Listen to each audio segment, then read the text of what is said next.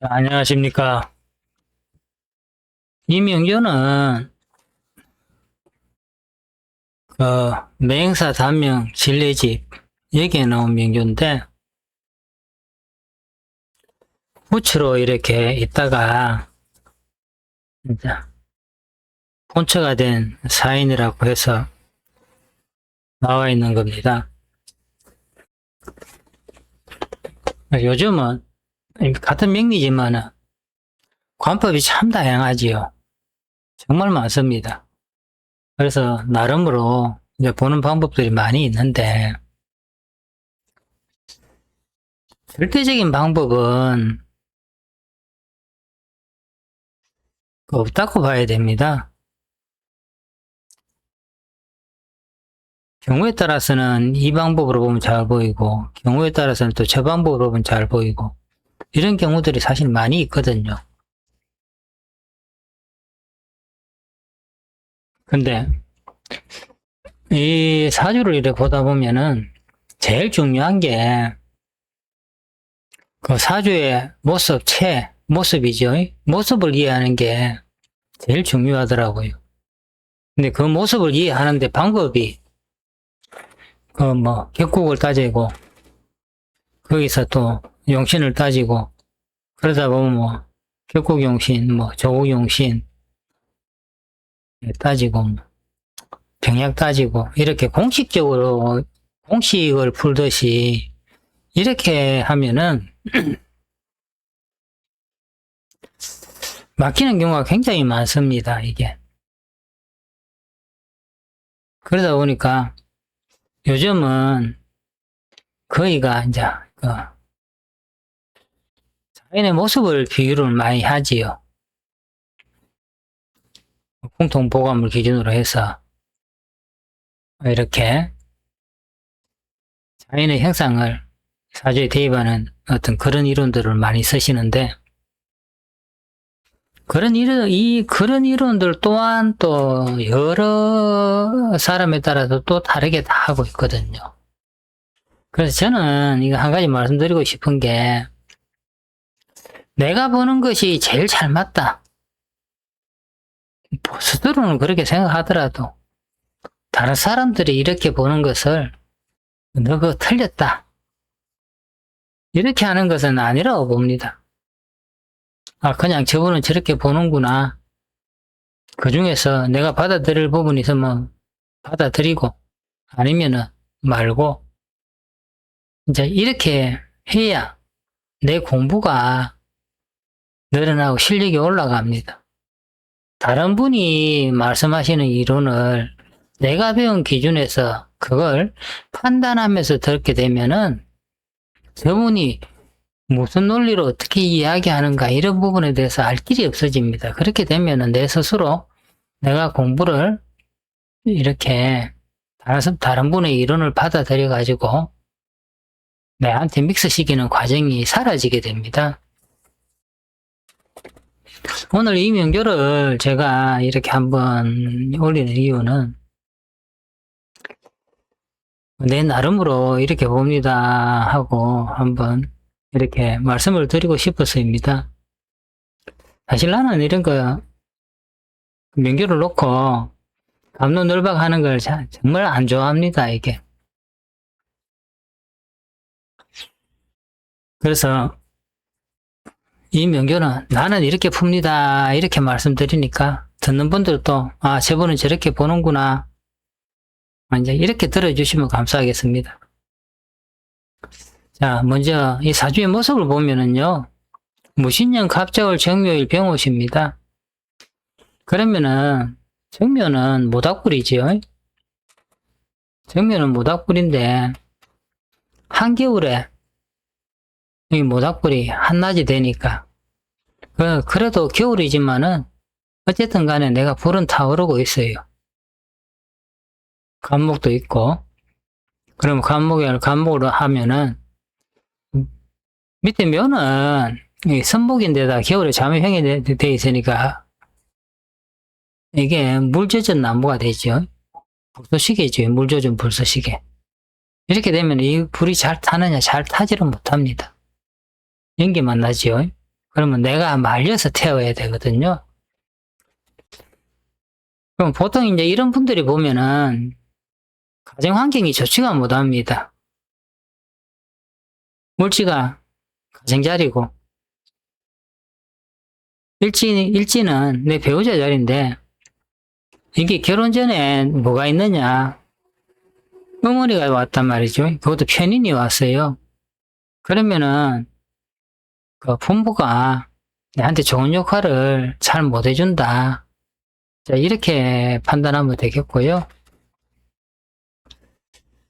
자, 그러면은, 이분은 이 사주의 모습을 봤을 적에 나는 어떻게 이 세상을 살아가느냐가 중요하잖아요. 살아가는 거는, 자, 식상은 내가 일을 하는 방법이나 장소가 되고요. 쟤는 결과물이고 또 내가 또 머물 수 있는 자리도 되죠. 관은 내한테 직업적이 되고, 인성은 그 방법론이 되겠죠. 근데 이분이 보면은 한겨울에 자평관이죠. 평관이 자명을 하고 평관이 이렇게 정인 나무를 이렇게 겨울 나무를 키우는데 이 나무에서 힘을 빌어서 내가 풀을 피워야 됩니다. 근데 이거는 이제 살아가는 방법이죠. 근데 그러면은 내가 일을 해서 돈을 벌 수 있는 자리는 어디냐? 연지무토가 상관인데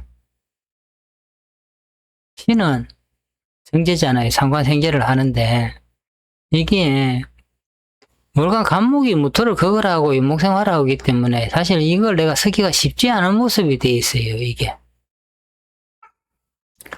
더구나 이 제가 평관하고 자진 합의되어 있잖아요. 이게 그러면 나는 돈을 이렇게 벌려면은 이 평관한테서 문서로 받든지 자묘형을 해가 하든지 어쨌든 간에 이 평관을 통해서 내가 간목 문서를 받아야 된단 말이지. 문서 형태로 생활비로 받는 거지요. 이 간목의 뿌리가 어디 있습니까? 묘중에 있잖아요. 이게 그러니까 이 여자분은 남자를 통해서 내 생활비를 받아서 사용해야 되는 어떤 그런 모습이 되어 있습니다. 사회적으로 한다 치면은 이 남자인데 평관은 세상 사람들한테서 제가 내 문서를 받아야 되니까 이 문서가 간목이 무토니까 무토 상관 위에 겨울에 이 땅에 자라고 있으니까 일종의 뭐 보험, 영업 이런 쪽도 되겠지요. 근데 이제 이게 운에서 이걸 잘 사용할 수 있어야 내가 그 일을 할 수 있는데 이분이 살아온 대운을 보면은요, 개해대운에는 어쨌든 간에 갑이 좀 되는데, 임술대운, 여기 임수가 왔을 적에는, 임술대운 됐을 적에 임수가 이 간목을 생각하는 부분도 있지만은, 임술대운에는 이 술토가 임수를 극하는 부분이기 때문에, 수생목을 잘 못해주는 부분이 있습니다. 근데 이 임수를 잘 보면은 정임합을 하잖아요. 병임충을 하고. 그럼 무슨 말이냐면은, 여기가, 정화한테서 보면은 이 임수는 남자가 되잖아요. 직장도 되면 남자가 되는데, 이게 자수의 뿌리를 합니다. 이게 자수 중에 올라온 거기 때문에, 이때는 남자로 인해서 이렇게 내가 연관이 되기가 굉장히 쉬운 어떤 그런 구조로 되어 있습니다. 그러면 이 남자 입장에서 봤을 적에는, 정임합을 하면서 병화를 또 옷으로 합을 해서 병임충을 또 하잖아요.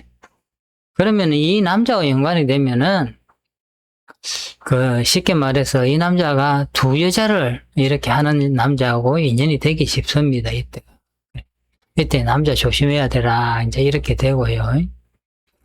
이 신유대운 이렇게 왔다 치면은 신유대운은 나한테 편제대운인데 신유가 묘충을 해버립니다, 이게.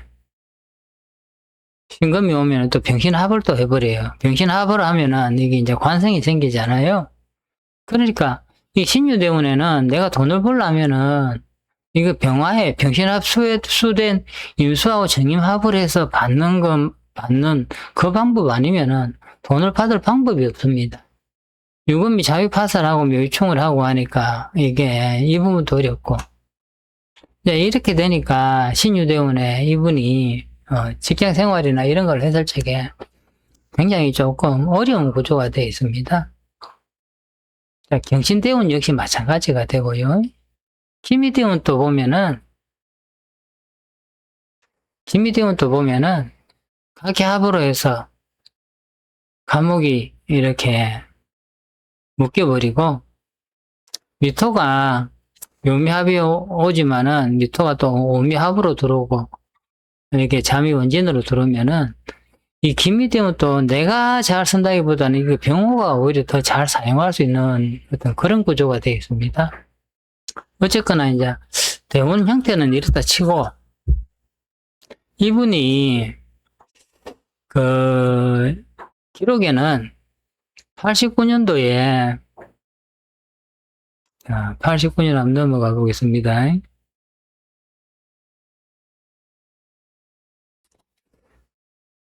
89년 기사년입니다. 기사년에 이제 세컨드가 됐다 이렇게 나오는데 89년도 같으면은 이분이 나이가 22살 때입니다. 여기가 기사년에. 자, 기사년을 이렇게 잘 보면은요, 정화한테 있어가지고는 기토는 식신이잖아요. 내 식신과 합이 이게 합을 합니다. 합을 해서 상관이 됩니다. 이게 이 갑은 뭐냐? 편관이 상관이란 말이죠. 나의 식신과 편관의 상관이 합이 돼서 상관이 되니까 이때는 내가 다른 남자를 내가 받아들이는 모습이 됩니다. 이게 세컨드가 됐다는데 이게 그러면은 가정 있는 남자를 만나서 내가 첩이 됐다는 소리인데 이거는 본인이 원하지 않으면은 할 수가 없는 거잖아요. 강제가 아니거든요. 자, 이때 됐는데 사실 기사년 앞에 무진년이잖아요. 이거 무진년이 됐을 적에 이걸 보면은요, 내가 상관이, 무진이, 진술충을 하잖아요. 진술충을 하면서 신자진이 됩니다, 이게. 그러면은, 이분이, 이 기사년에 각기합으로 이 남자를 만나서 이렇게 첩이 됐다, 살림을 차린 거잖아요. 근데 사실 보면은 그 인연은 다 무진년에 다 이렇게 내가 이 남자를 만나면 돈이 되겠구나 해서 내가 상관을 쓴 거예요, 이게. 내가 자진해서 돈 있는 남자니까 만난다. 이래서 이제 기사년에 이 남자의 상관과 나의 식신이 합의된 거죠, 이게. 합의되면서 내 스스로 그 길을 갔다. 이제 이렇게 보면 되고요. 그 다음에 자, 29세 병자년이 됩니다. 96년이 되죠.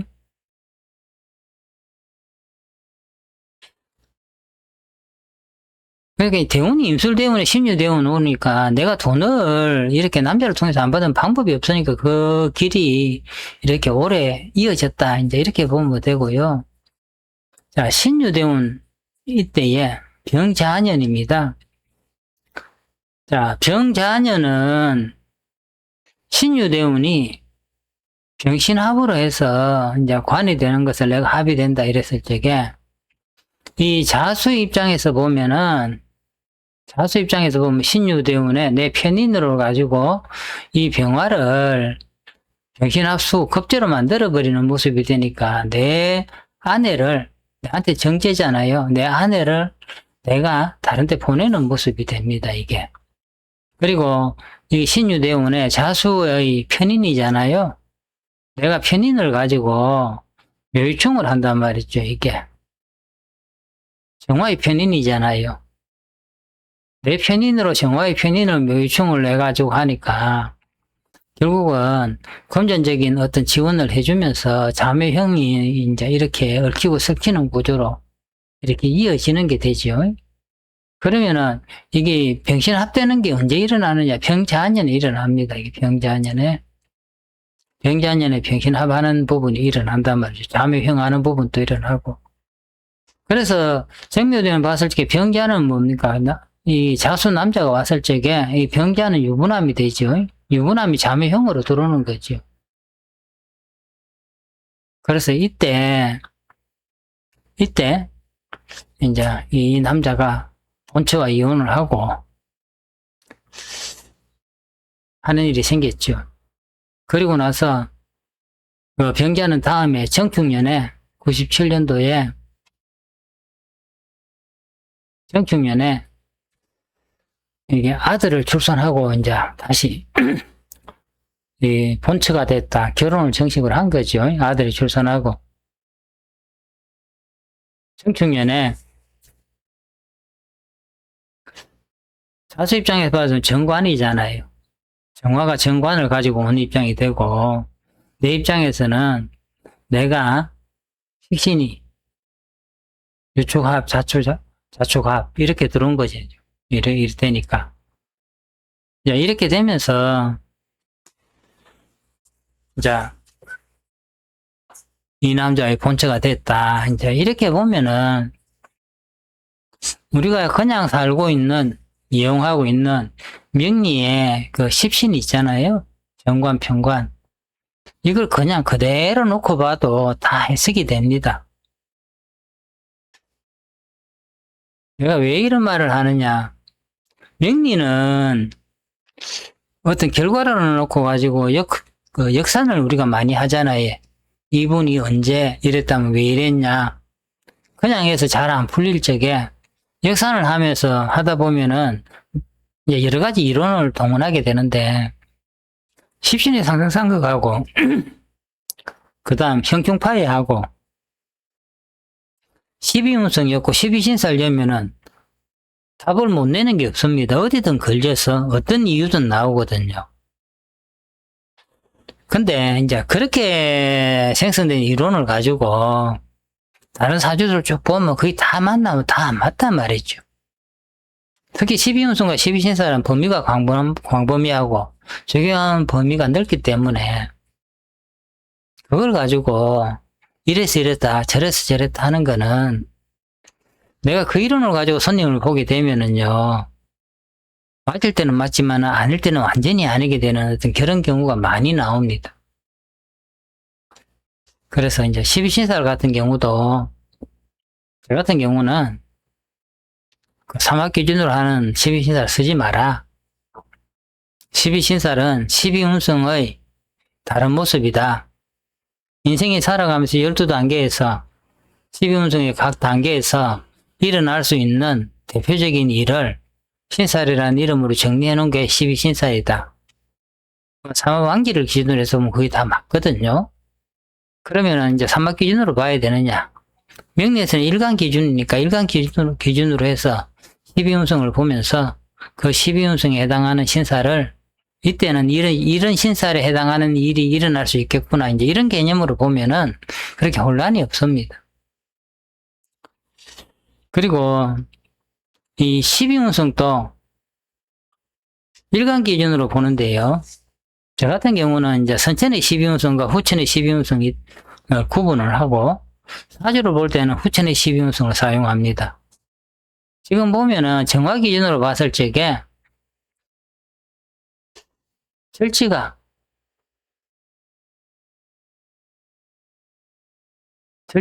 어디냐? 자가 절지잖아요. 그러면 축은 내가 보는 후천으로 보면 태가 됩니다. 이는 양이 되고요. 간목이 앞에 한 발 앞서가면은 을목이 따라가듯이 병화가 한 발 앞서서 빛을 내리면은 그 빛이 차면은 열기가 생기는데, 그러면 병화가 한 단계 앞서가면은 정화는 뒤따라가는 모습이 됩니다. 그러니까 우리가 사용한 12운성이 절지에서 그냥 그대로 순행으로 다 보시면 돼요. 단지 이 연간의 12운성을 볼 때 양간의 12운성하고는 구비를 좀 해야 됩니다. 연간의 12운성은요, 인묘로 하는 게 아니고 그 모습이 변합니다, 이게. 그래서 이게 변이라고 해놨습니다. 정화가 해수로 만나면은 우리가 그렇게 이야기하잖아요. 등잔 불이다. 해준 관목이 불이 내려서 절대 꺼지지 않는다. 을목이 신의 자리에 간다. 경신의 자리에 갔잖아요. 그러면 을경합이 되기 때문에 이렇게 저는 표현을 합니다. 출장미가 담을 타고 올라갔는데, 또는 담쟁이가 담을 타고 올라갔다. 나팔꽃이 담을 타고 올라갔다. 그랬는데 가을이 돼서 신의 자리에 가면은 꽃도 다 떨어지고 관목의 기운이 없으니까 을목도 그 생기를 다 잃어가지고 그 모습은 마치 담에 붙어있는 그 담쟁이 이 넝쿨처럼 그 담의 모습을 하고서 거기에 그 시기를 지나게 된단 말이죠. 을목 같은 경우. 정화 같은 경우는 해중의 간목을 이렇게 정임합이다 이래서 꺼지지 않은 등불처럼 고기에 의지해서 가고요. 신금은 인의 자리에 가면은 병신합을 하게 됩니다, 이게. 개수는 사의 자리에 가면 무게합을 하는 모습으로 이렇게 모습이 변형이 돼서 나름의 이렇게 내가 기대해서 넘어가는 그런 모습이 됩니다, 이게. 그래서 이 은간의 12운성, 후천 12운성을 이제 그런 기준에서 하면 되고요. 그러면은, 자, 간목은 임묘를 했을 적에 형상이 다 이제 기운이니까 사라지니까 갇힌다는 뜻을 하는데, 그러면은, 을목은 언제 갇히느냐? 그 변했을 때, 그 양간 기준에서 임묘할 적에는 이 을목은 임묘를 하지 않기 때문에 기운은 떨어지만 그 모습은 남아있단 말이죠. 그럼 언제 갇히느냐? 자, 을목 기준으로 설명을 해볼게요. 나무는 미에 절을 했다. 인묘를 했다. 그렇지만 그리고 신에 절을 했다. 유에 태를 했다 하지만은 그거는 목의 상승하는 기운이 다 사라진 거고요. 나무의 모습은 그냥 그대로 있습니다. 그러다가 겨울에 해수가 오면은 속에서부터 sak이 올라오는 거지요. 근데 이제 을목 같은 경우는 어떤 경우냐. 을목은 절을 하면은요, 그 모습이 완전히 없어져 버립니다. 가을에 꽃들이 피어가 넝쿨이 피다가 가을이 설이 내리면은 뿌리가 없어지잖아요. 땅속에 뿌리만 남기고 그 모습이 완전히 없어집니다, 이게.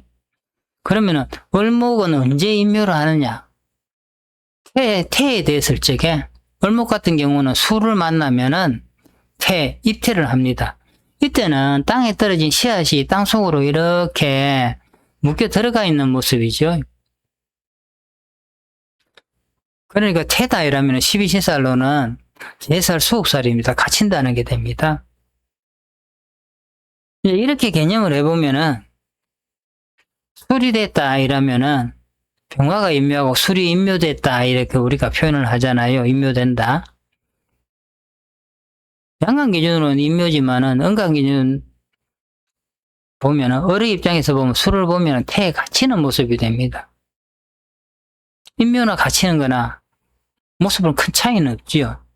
이렇게 되면은 양간은 묘의 자리에서 이렇게 갇혀 들어가는구나 이렇게 보시면 되고, 은간은 태의 자리가 갇히는 자리다 이렇게 개념만 살짝만 바꾸면은 12운성의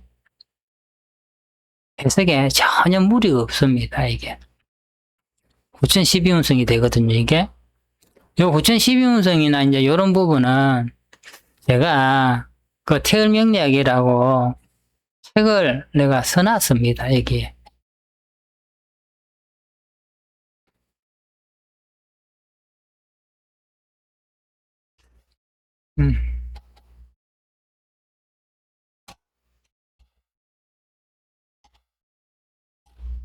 여기 보면 태을명리학 형상과 물상 일어났는데, 여기는 제가 지금 하는 것을 나는 풍경명리라고 이름을 지어놨습니다. 왜냐하면은 다른 분들하고 이제 생각하는 부분이 조금 이렇게 내 나름으로 하는 부분들이 좀 있기 때문에 이걸 다른 분들하고 이제 좀 구별하는 건 필요하겠다 해서 풍경명리라고 해놨는데, 풍경명리는 뭐냐? 우리가 눈으로 보는 자연의 모습을 그대로 쓰는 겁니다, 이게. 그러니까, 간목이 경검을 봤는데, 간목이 경검 보면은 경검이 하늘에서 물방울이 뭉쳐서 떨어지는 거니까 우박이 되잖아요. 뭐 굳이 바꿔 이야기하면 도끼다 칼이다 해도 되고요. 근데 간목이 경검 봤을 적에 뭐 나무에 열매가 맺혔다. 저는 뭐 그런 식 표현은 동의 안 합니다. 물론 뭐 그렇게 표현을 해서 나름으로 설명을 하면 아 그렇구나 할 수도 있지만은 저는 이게 자연의 모습을 볼 때는 그 모습이 우리가 알고 있는 상식을 가지고 이 봤을 적에 아 나무에 서리가 내렸네. 신금 보면은요. 경금 보면은 나무에 우박이 떨어지네. 그래서 나무가 손상되겠네. 이제 이렇게 했을 적에 그 맥을 이렇게 같이 해나갈 수 있더라고요. 그래서 이제 저는 풍경명리를 하고요. 그 기본되는 이론은 이 책 한 권에 다 담아놨습니다. 이 책에는 사주명조가 없습니다. 오행이 생성되는 기본 원리부터 시작해서 일주론까지 딱 이렇게 담아놨습니다. 공부를 하시는 분들이 보면 다 아는 이야기겠지만은 책이란 게 그렇습니다. 책 한 권 사서 그 중에 한 줄만 내가 딱 알아도 그 책값 합니다. 어떤 분들은 책 한 권 샀는데 아 읽을 거 없더라. 뭐 볼 거 없더라. 이런 책을 왜 썼냐. 참 어리석은 이야기입니다. 특히 역학책은요. 처음에 어느 정도 하고 나면은 들어보면 이 책 같고 저 책 같고 그렇습니다.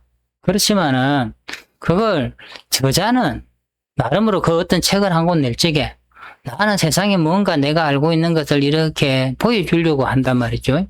그러면 이분은 뭘 보여주려고 하는 것이냐. 그래, 책 한 권 사서 한 줄만 딱 얻어도요. 그 책값 충분히 하고 남습니다. 왜? 나는 손님 사주 볼 적에 그 한 줄을 가지고 내 돈을 버는데 계속 사용하거든요. 그렇기 때문에 그 책이란 건 사서 보실 때 내가 아니다 싶은 부분은 그냥 넘어가면 되고 이렇게 하다 보면은 그 중에 한 줄 괜찮은 게 있으면은 책값은 했다. 이제 그렇게 생각하면은 내가 보다도 마음 편하게 다른 분들이 이야기하는 어떤 이론의 논리 체계를 내 나름대로 좀 편하게 받아들여 가지고 먹어보고 맛을 보고 아니다 싶으면 사용 안 하면 되고 요거는 괜찮네 하면은 내가 참고하면 되고 이제 그렇게 해야 그렇게 열린 마음으로 해야 공부가 좀 늘어가더라고요. 이렇게 이 공부는 마음이 바쁘면은 잘 안 됩니다.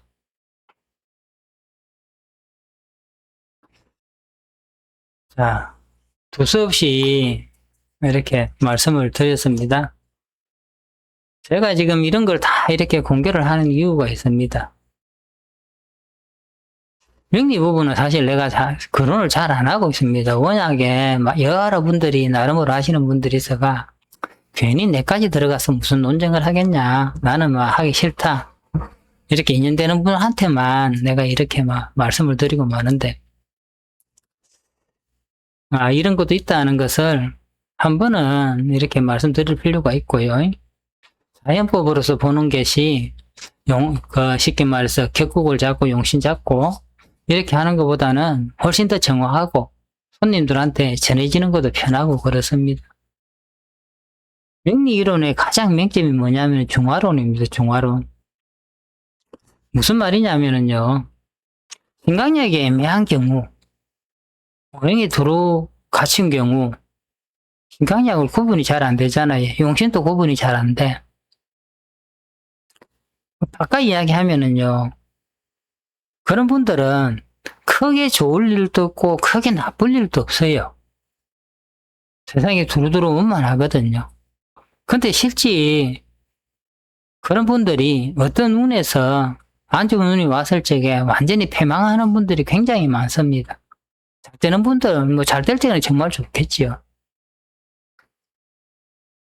그러면은 중화가 됐으면은 오행이 주류하면은 크게 망할 일도 없고 바깥에 하면 크게 흥할 일도 그렇게 없어야 되는데 아니라는 거죠, 이게. 그래서 보면은 왜 용신운이 망했냐? 이때 이 사람이 좋아야 되는데 왜 이런 일이 있었을까? 이제 이렇게 이런 일을 당하게 되면은 공부하는 사람 입장으로서는 일종의 좀 속된 말로 멘붕에 빠지는 거죠, 이게. 이게 뭐지? 이제 이렇게 된단 말이죠, 이게. 그래서 이제 그런 부분은 이제 각자가 조금 잘 알아서 이제 넘어가야 되는데, 이 공부를 오래 하다 보니까, 자연법으로 보는 것이 가장 합리적이구나. 저는 그렇게 생각합니다. 뭐, 제 말에 동의하지 않으시는 분들도 많이 있겠지만은, 그거는 이제 본인이 아는 대로 나름으로 사용하시면 됩니다. 이게 이런데 이걸 왜 이런 식으로 이야기하느냐. 그것은 그냥 네버엔딩 스토리입니다. 역학하는 분들이, 오래 한 분들이 한 3사람 이상 모이면은 밥 먹으면서 이야기하면 꼭 나중에 언성이 높아진다 그래요. 왜? 다 나름으로 맞는 말을 하거든요. 나는 맞으니까 이야기하는데, 그게 3사람이 아는 바가 다르고 추구하는 바가 다르고 생각하는 바가 다르니까 결국 내 맞다는 소리만 자꾸 하게 돼요. 그러면 3사람이 서로 내 맞다 소리 하니까 뭐예요?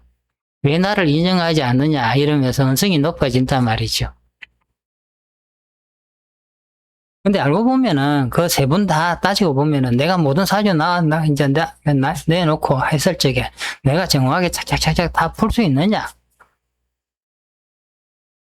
다 어려운 명제들은 이따가 나오거든요, 이게. 그러면 어떤 분한테는 어려운데 어떤 분한테는 좀 쉽게 풀 수도 있는, 그게 이 역학입니다, 이게.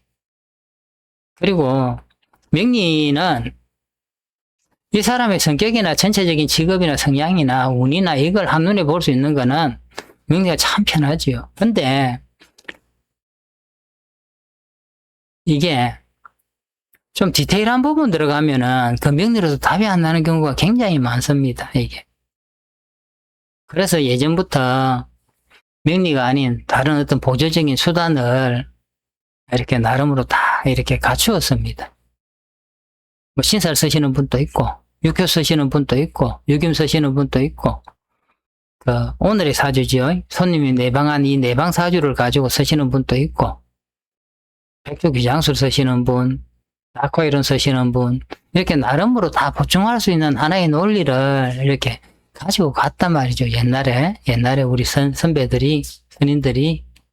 그러면은 나는 뭘 가지고 이렇게 보충을 하고 서로 크로스 체크를 하고 해서 정확성을 더 가미할 것이냐. 그거는 각자의 숙제가 됩니다. 저 같은 경우는 명리는 10토가 있으니까 하도고 낙서는 10토가 없는데 그건 뭐냐. 구성이란 말이죠. 이게. 하도는 명리요. 낙서는 구성이라. 체와 용어의 관계다 말이죠. 이게. 그래서 이제 명리와 구성을 가지고 이렇게 경관을 하니까 구성은 손님이 어떤 질문을 하든 간에 대답 못할 게 없단 말이죠. 이 구성의 상수가 주역의 꾀상이니까. 그렇게 해서 이제 이래 보다 보니까 그게 가장 합리적이다. 이제 이렇게 생각을 하고 그렇게 사용하고 있고 또 이제 그걸 사용하다가 이게 명리를 이게 삼위투수나 유금이나 이것처럼 이게 명반에다 펼칠 수 없을까? 그러면은 참 보기 좋을 건데, 편리할 건데, 이제 이렇게 공리를 해서 만든 게 이게 태열기문이 됩니다, 이게.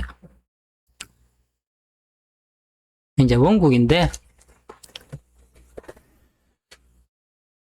모습은 이 기문둔갑의 모습인데,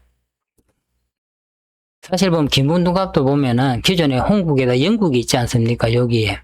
영국은 요 시간을 기준으로 하는 거라서 요건 변함이 없습니다. 근데 요 앞에 거는 내 같은 경우는 이게 태열기문인데 홍국기문하고는 전혀 별개. 태생부터 다릅니다. 무슨 말이냐면은요. 홍국기문은 이게 뽑으면 중앙에 수리가 4-3이 나옵니다. 근데 태열기문은 뽑으면은 중앙에 구사가 나와요. 그 만드는 원리 자체가 다르거든요. 한국은 이 천간을 순서수를 가지고 숫자를 해서 나누기 9로 해서 나머지를 만들고 지지도 그렇게 만드는데 태열기문은 이게 순서수 사용 안 합니다. 선천수 사용합니다. 사람의 사주는 선천이요. 이 사주가 움직이는 기운은 후천이다.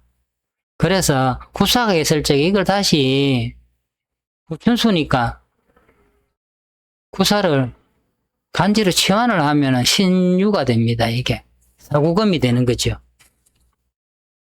그렇게 해서 사주를 이 구성반에 펼칩니다. 다시 일진세가 있는데 여기에 묘의 자리가 내 자리니까 여기에 들어가 있는 게 내가 세상에서 대표적으로 쓰는 기운이 됩니다. 이게 내가 만난 세상의 기운은 이거에 내 자리는 여기 있으니까 이렇게 해서 기존에 홍국기문에서 사용하는 보고하는 법에 그걸 차용을 좀 했습니다. 해서 하는데 이게 보고하는 원리도 또 다릅니다. 이게 연월일시의 자리를 이렇게 배치를 하고 하는 거는 맞는데 여기 보면은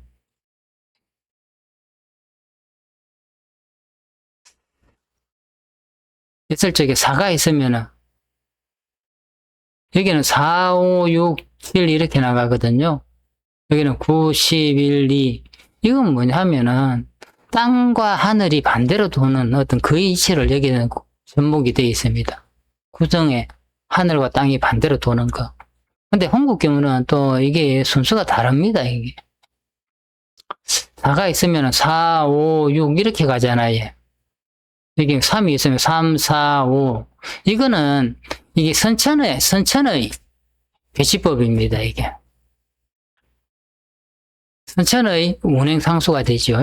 운행법이 되고 내 같은 경우는 후천의 운행법을 사용합니다. 왜냐하면은 사람이 움직이는 기운은 후천은 후천의 운행이고 후천수를 쓰니까 후천의 기운을 그대로 써야 된다는 게 내 생각이고요. 그렇게 해서 이제 이 보고를 하고 그러다 보니까 모습은 이 기문 형식으로 되어 있는데 전혀 다른 포국과 논리가 되고요. 이 해석하는 것도 명리에 있는 십신을 그냥 그대로 씁니다. 이게 정제, 편제, 정인, 편인 이렇게 다 씁니다. 이 홍국은 정인, 편인을 불하고 이렇게 쓰고 식상을 손이라고 쓰고 이제 이렇게 쓰는데 여기하고 전혀 다른 별개의 학문이 됩니다. 이게. 그렇게 이 해석하는 거는 십신의 상승상극하고 흉충파에 그 이론을 가지고 그냥 명리의 이론을 그대로 가지고 씁니다. 이게.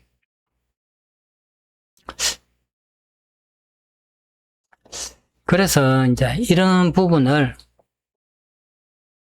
전혀 다른 이론으로 씁니다. 이게. 아직은 이제 이게 세상에 이게 알려지지도 않은 거고 내가 혼자 만들어서 내가 연구해서 내가 쓰던 거 이제 세상에 알리려고 내가 이제 유튜브에 태열기문 내가 이론을 이게 만들어진 원리나 이론을 내가 다 공개를 하고 있습니다. 이게 지금 그 근본 이론 한 60 몇 강이 되는데 지금 30 몇 강까지 내가 올렸는데 시간이 되시면은 한번 구경 삼아 한번 보십시오. 구경 삼아 보면은 태열기문이 다른 게 아니고 그 명리를 기문반에 펼친 거기 때문에 그 명리를 보는 어떤데 이런데 도움이 되는 부분도 상당히 있다고 저는 생각을 합니다. 이분은 이렇게 보면은요, 기문에서 봤을 적에 이분이 이제 일지가 어쨌든 해해다 이러면은 진궁에 해가 자영으로 들어가 있습니다. 비견이 들어가 있고 중앙에 보면은 인성이 있습니다. 신유금이. 여기도 이제 인성이 편인이 토식을 하고 있고요. 여기는 보면은 또 인성이 상관을 더 이렇게 치고 있습니다. 그러면 이분은 뭐냐? 결국 인성을 사용하는데 재물이 어디 있느냐? 제가 평관한테 있습니다. 이게. 결국은 이건 뭐냐? 이분은 남자를 통해서 재물을 받아야 되는 거예요. 이게. 직장으로 치면은 공공에 제가 평관하고 있으니까 임시직이 되는 거죠. 여기 공공이니까 작은 일, 작은 회사, 작은데. 이제 이렇게 되는데, 나는 인성으로 봤는데 제가 재흑인을 하니까 그게 잘 받을 수가 없지요. 그래서 결국은 이분은 인성을 통해서 평관의 돈을 받아야 됩니다. 이게 뭐 다른 방법이 없습니다. 그래서 이분은 내가 살기 위해서 남자의 호투로 이렇게 살아가는 이제 그런 모습이 되어 있습니다. 생겨는 뭐 법칙이죠. 일지궁이 가정자리인데 이게 해이가 자행이 되어 있으니까 비견이 들어와 있으니까 이제 이건 벌써 이것만 보더라도 이분은 정상적으로 원만한 이 가정을 처음부터 끝까지 유지하기가 조금 어려운 모습이 되고 인성이 신유금이 있다 치면 문서가 여러 번 바뀐다는 거지요. 이게 관에서 받을 수 있는 문서도 바뀌고 이렇게 해서 이분도 참 어떻게 보면 참 고단한 삶을 살아가셔야 되겠다. 이제 이렇게 되는 거죠. 이게 뭐 여기에 대한 자세한 설명까지 하면은 시간이 많이 길어집니다. 여기 있는 것을 다 여기서 연도별로 나이별로 이렇게 하다 보면 길어지는데 뭐 대표적인 것만 내가 하나 말씀드릴게요. 22세, 30세 이때 이제 편인이 하는데 이게 식신이 보면은 편관을 인호술로 또 합을 해오잖아요. 그러니까 이건 뭐야? 이제 이분은 이때는 결국 남자한테 들어오는 거죠. 나이로 보면 이제 30세 됐을 적에 편관을 이렇게 여기 있는 제가 편관을 수미복부에 들어오잖아요. 편관을 편인으로 받게 되는 거죠. 나이 30에. 그렇게 편기안년에 30살 됐을 적에 이때 이 남자를 받아들이는 모습이 됩니다. 30세에. 짚어보면은 그 앞에 다시 남자가 들어오는 게 언제 들어오느냐. 21살 때 사실 들어갔죠. 이 22살이 후처가 됐으니까 21살 때는 대운이 상관대운이란 말이죠. 이게 인성이 상관을 극하는 대운이니까 이때 21살에 이것도 재생살이니까 이때 이제 남자를 만나가 22살에 이 대운 들어오면서 22살 중궁에 이때 갔을 적에 이대운 중궁 인성대운이 이제 강하게 들어갔을 적에 이때 내가 후처가 된 거고요. 결국 이분은 21살에 남자가 들어오고 30살에 다시 내 남자가 생기고 그런 이제 이게 순환을 반복을 하게 되는 거죠. 이게. 자, 여기서 마치겠습니다.